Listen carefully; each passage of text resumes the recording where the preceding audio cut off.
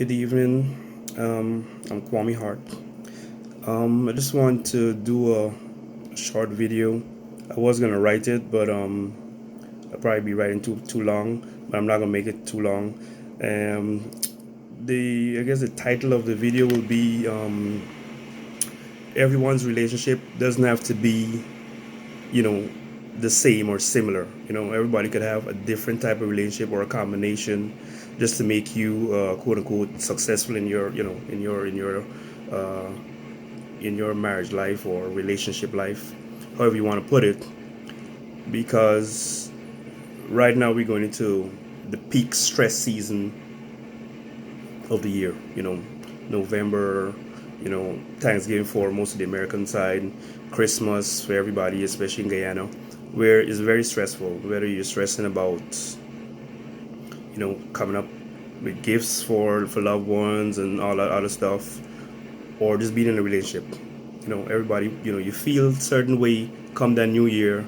Either you in a relationship or you working towards a relationship, and somebody could go the other way. Somebody could break your heart, or somebody steal the person you were after or trying to get with, whatever the combination is, and that could be very, very stressful. Recently, I've been watching, just watching the news periodically and posting on Facebook. I know I probably don't get everything on Facebook, but week after week, month after month, I'm seeing, people in relationships either killing their spouses, killing themselves and their spouse, committing suicide, different things because of relationship dynamics. It's not straightforward. Everybody's relationship gonna be different. I think that's a fact. You can't say, okay, look at that famous person, they have a great relationship, everybody's relationship gonna be like that person. It's not gonna be like that. And that's just being naive to think everybody's relationship gonna be the same. So I say all that to say that I'm tired of seeing so many people, you know, die around this time or die because of relationships. So I know everybody probably gonna do the research and see ways to alleviate I think it's a pandemic, because it's not only happening in Guyana, it's happening around the world. But you got to start somewhere. I want to start with, where I'm from. I'm from Guyana, and I'm just tired of seeing, young people successful and all that stuff dying over relationship issues. So let me start by prefacing, as I said before, we go into this peak season, and we just want to make sure that when it comes to relationship, based on how it turns out for whoever it is, you don't they don't get you depressed or get you down or disheartened. If you have everything turn out great, probably nobody can care. You can be fine. You're not gonna hurt yourself or whatever. But of course, the other side, the flip side, where your relationship didn't work out or where you hope to be at this point in time in your life or this time of the year is not there. It's not. It didn't happen for you. So I don't want you to hurt yourself. Lash out to somebody else because it didn't work out in your best interest, and it led to death. Because I said I spoke to a friend this weekend recently, and somebody close to her is going to another country to identify a body because the person was stabbed to death. You know, and that is becoming real common. People are dying over relationship issues. So I mentioned how prevalent it is on a regular basis, but more so this time of year.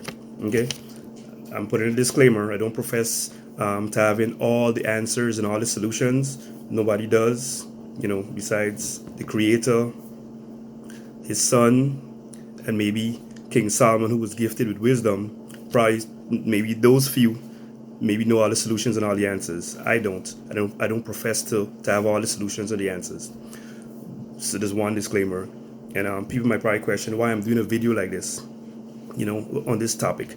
And pretty much, my intent of making a video like this is the main reason is because I don't want to see any more people dying over relationship, the relationship dynamics, and the intricacies of a relationship. Okay? And I think if mature adults can sit down and honestly, saying it 3 times, honestly, have these conversations as to how can we make our relationship work. You have people who maybe came out of a bad relationship, going into a new one, came into a relationship with a child or two, going into a new one. Every relationship can be different. It's not gonna be ideal. You met your high school sweetheart and you marry at 21 and you living blissfully happy ever after, that's not normal, and it's not common, and it don't always happen. You can have different type of relationships, but it can work. I know normally for celebrities showing that their relationship is their extended family, a relationship is working out perfectly, you're like, oh, that's so fantastic because they're famous or rich or whatever. But for the average person who's not financially sound or fit, their relationships can still work, and it doesn't have to lead to death. Somebody dying, stabbing, shooting, burning down the house. It's like it's becoming too common. So I think if people have honest conversations as to what they're looking for in a relationship, because some people say they don't even want a child, they don't want to have a husband, or they want a husband and a child. The different combinations. People look for different things in relationships. I was in Guyana the early part of 2016, just doing research, speaking to mostly women, my Indian queens, my black queens. The demographic should have probably been wider, but those are the main two people I ran into, or types of persons I ran into. And most of them pretty much said they want the same thing. Funny is, most of them said they want somebody tall, somebody who's funny, and somebody, financially stable, have a job. And I don't think there's a lot to ask for. It makes sense, just how most people look for that in a relationship. Fine. I don't know how many tall guys I've walking around. I came, like, let me see. Fifth form, I think we had 5 or 6 guys. Two of them were taller than me. One was pretty much my same height, and the other was shorter than me. So, of the 5 of us, I think we had like 25 girls in that one class. So we had, look at the ratio right here, 5 to 25. Two tall guys, two short, and one in between. I probably say I'm in between. But everybody looking for a tall guy. So guess what? You might have to change that aspect, because I don't see how many tall guys walking around the place. If you find them, great. But more than likely, that tall guy you're looking for probably being scooped up off the market already. So maybe readjust your demographics of the type of guys you're looking for, just so not everybody's looking for the same person, and that leads to fighting or violence. And I said, tragically, people are dying because they didn't sit down and say, okay, we both want that same person, but how can we make it work without death and fighting and all this other stuff? Because I said, I was just doing a random research looking at ways that people die, the 10 top ways that Guyanese people are dying, and right at the top were health related reasons, because of course most of those things can be solved with good diets, pre-screening and all that stuff. You can take care of a lot of those health related deaths. But right at number 5, the fifth cause of death was self-harm and suicide. And the numbers here were 25 in every 100,000 deaths. And there was leading cause of death in young people ages 15 to 24. So that's very young.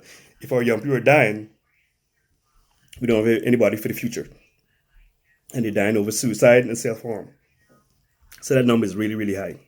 That was number 5 on the list. Number 10 was interpersonal violence, mostly towards women. And they said that those numbers increased from 74.8% to 89% in the last 6 years. So what I'm seeing on a regular, I don't follow all the news, Kite Show and Chronicles, I don't follow all the news, but I see posted from time to time, and those numbers are very high.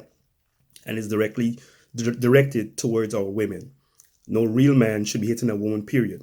Fine, the situation was messed up when you walk in on it or whatever, but you have no reason to hit or touch a woman. You walk away, my grandmother would say, sounds a little frivolous, but women are a dime a dozen. I'm not saying they're, dispensable, but I think she was saying that to say, you don't hurt somebody, you don't hurt yourself over the loss of a woman, regardless of how the situation came about. You protect yourself and you protect that person, so it doesn't lead to harm or death.